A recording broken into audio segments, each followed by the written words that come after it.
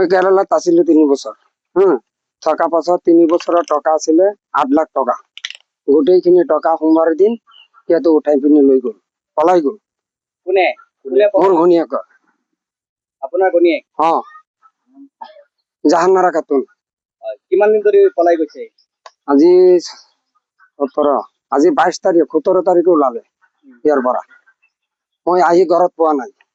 সোমবাৰৰ দিন 8টা বজাত আহিছো ৰাতি সিহঁতে দিনৰ 4টা বজাত ওলাই গ'ল ঘৰৰ পৰা মই দেখি পোৱা নাই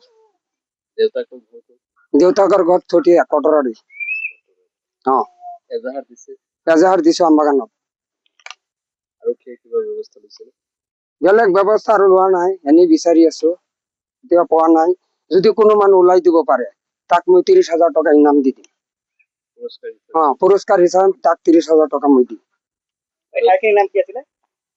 1 নম্বৰ ভাটিয়া গেলি আপোনাৰ নাম মোহাম্মদ শফিকুল ইসলাম যোন হেৰাইছে তেখেতৰ নাম কি আছিলে জাহানাৰা খাতুন বয়সটো 30 বছৰ হ'ব এতিয়া আপোনাৰ কি সন্দেহ কি হয় এতিয়া সন্দেহ কাৰোবাৰ লগত গুচি গৈছে নেকি মইও ক'ব নোৱাৰো আগতে কিবা এনেকুৱা হৈছিল নেকি আগতে হোৱা নাই এতিয়া হ'ল এনেকুৱা যদি গুচিও যায় তথাপিও আপুনি বিচাৰে নে মানুহজনী লাগে মোৰ লাগিব ল'ৰা ছোৱালী আছে নেকি ল'ৰা ছোৱালী আছে ছোৱালী এটা ল'ৰা 3টা ল'ৰাটোৰ বয়স ডাঙৰটো 17 বছৰ আৰু 2 নম্বৰটোৰ বয়স হ'ল 14 বছৰ 3 নম্বৰটোৰ বয়স হ'ল 12 বছৰ আৰু ছোৱালীজনীৰ বয়স হ'ল 9 বছৰ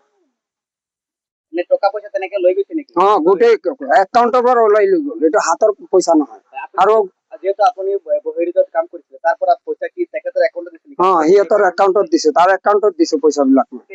গোটেই পইচাখিনি আনুমানিক কিমান টকা হ'ব 8 লাখ টকা হ'ব তথ্য পাতি আছে একো ডিষ্টাৰ্ব নাই তথ্য পাতি আছে এতিয়া কি ক'ব কি আহ্বান জনাব এতিয়া আৰু কি কম এতিয়াতো মানুহটোই লাগে মানুহটো ওলালেহে মই পইচাটো ওলাব পাৰিম